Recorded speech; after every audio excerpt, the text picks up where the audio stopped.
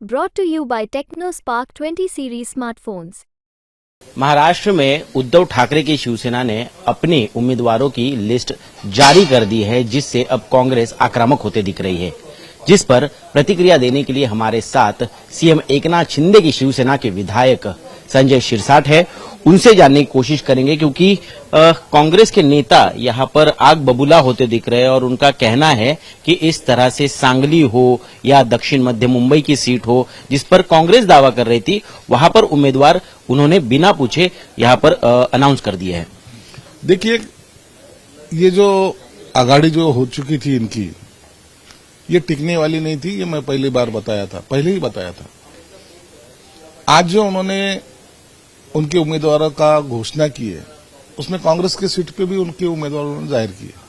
मतलब ये होता है कि उनको अभी आगाड़ी में रहना भी नहीं। ये कैसे तभी एक में के खिलाफ जाए, बातें होए और अपन अलग अलग लड़े, ये शायद ऐसा उनकी कूटनीति दिख रही है। और इसकी वजह से अब कांग्रेस भी आक्रामक भूमिका में आ चुकी है। उनके नेता भी अब बोलने लगे कि अभी ये उबाठा के साथ हमें रहना नहीं है। शायद 2 दिन में उनके भी कुछ उम्मीदवार, ये उबाठा गठ के जो उम्मीदवार डिक्लेयर किए गए, वो जगह पे चुनाव लड़ेंगे, ऐसे जानकारी हमें मिली है। इसलिए अब उबाठा गठ रहा नहीं।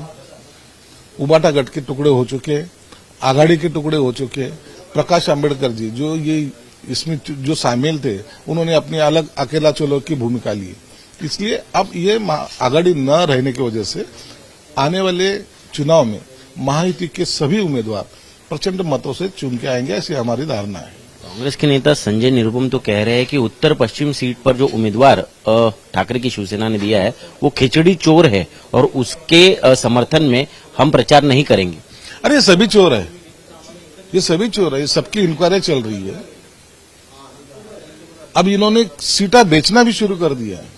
उबाटा गठ के देखेंगे तो ये सब सीट जो देखेंगे, लोगों को अगर चेहरे अगर देखेंगे तो ये सब सीटें बेच चुके हैं ये लोग।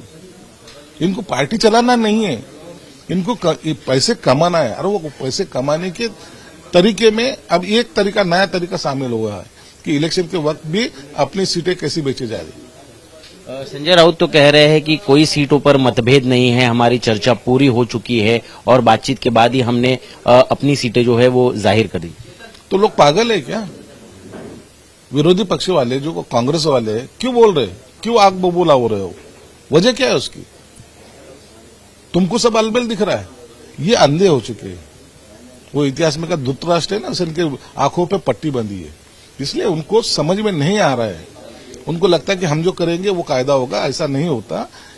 जो चुनाव युति में जो लड़ने का है तो वो टाइम कॉम्प्रोमाइज होना चाहिए, आपस में बातचीत होना चाहिए और एक डिसीजन देते होकर साथ में लेना चाहिए। वो संजय राउत कुछ बोल देता है और उसको लगता है कि सब मेरी बात मानेंगे। अब ऐसा नहीं होगा। अब सिर्फ उन्होंने जाके आघाड़ी से बाहर गिरना, यही उनके लिए रास्ता है। सीटों पर तनातनी तो महायुति में भी देखने को मिल रही है। वहां विजय शिवतारे आपके पार्टी के खिलाफ रुख अख्तियार कर रहे हैं। बच्चू कडू कह रहे हैं कि वो बीजेपी के उम्मीदवार को समर्थन नहीं देंगे।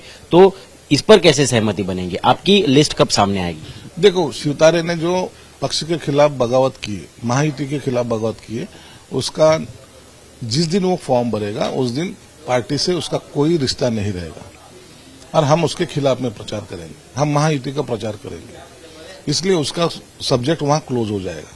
अगर वो बात मानता है, फॉर्म नहीं भरता है, तो हमारे युति में रह सकता है। नवनीत राणा के बारे में जो वहां के आपस की जो राजनीति चल रही है, उसके बारे में देवेंद्र फडणवीस साहब खुद ही उसके अंदर ख्याल डाल रहे हैं और मेरे ख्याल से उनका प्रॉब्लम सॉल्व होने में 1-2 दिन का टाइम लगेगा। आपकी शिवसेना को कितनी सीटें मिल सकती है? क्योंकि 22 का पहले आपने मांग रखी थी, फिर 18 तक आई। आखिरकार सीटों का ऐलान क्यों नहीं हो पा रहा? देखो, सीटों का ऐलान होने में अब कोई दिक्कत नहीं रही। मेरे ख्याल से कल सभी ऐलान सभी चीजों का होने वाला है। कुछ सीटें जो है जो हमको लड़नी है तो हम बीजेपी से मांग कर रहे हैं। कोई सीटें जो शिवसेना लड़ रही है वो बीजेपी मांग कर रही है और 1-2 सीटों का आगे पीछे होने के लिए ये सब तानातानी चल रही थी। लेकिन अब सब प्रॉब्लम सॉल्व हो चुके और कल इसकी यादी भी डिक्लेयर हो जाएगी। मुंबई की उत्तर पश्चिम सीट पर बदलाव होने के आसार नजर आ रहे हैं। कहा जा रहा है कि अभिनेता गोविंदा आकर सीएम शिंदे से मिले, फिर एक मराठी अभिनेत्री भी है, उनकी भी मुलाकात हुई। क्या सच्चाई है इस बात में? इलेक्शन के पीरियड में ऐसा सब कुछ होता है। एक्टर रहो, कोई पत्रकार रहो या तो कोई उद्योगपति रहो, ये सब सीएम से मिलते हैं, हर पार्टी के नेता से मिलते हैं। और उसमें से अगर अच्छा आदमी अगर हमको मिलता है जो महाराष्ट्र की राजनीति में कुछ चेंजेस लाने के लिए काम आ सकता है, तो जरूर उसके बारे में सोचेंगे और उसके बारे में निर्णय भी एकनाथ शिंदे साहब आज ही रात में लेने वाले हैं। आखिरी सवाल, इस चुनाव में क्या लगता है महाविकास आघाड़ी का भवितव्य क्या है? महाविकास आघाड़ी रहने वाली नहीं है। लास्ट टाइम जैसे कांग्रेस की एक सीट आई थी तो वो भी आना मुश्किल होने वाला है। इसलिए मोदी सरकार जो सबसे ज्यादा उम्मीदें महाराष्ट्र से रखती थी, महाराष्ट्र की सीटा सबसे ज्यादा मोदी साहब को हम देंगे। हमको देखना मोदी साहब को पंतप्रधान, और ये ख्वाहिश पूरी करने के लिए महाराष्ट्र का सबसे बड़ा सपोर्ट रहेगा, इतना जरूर है।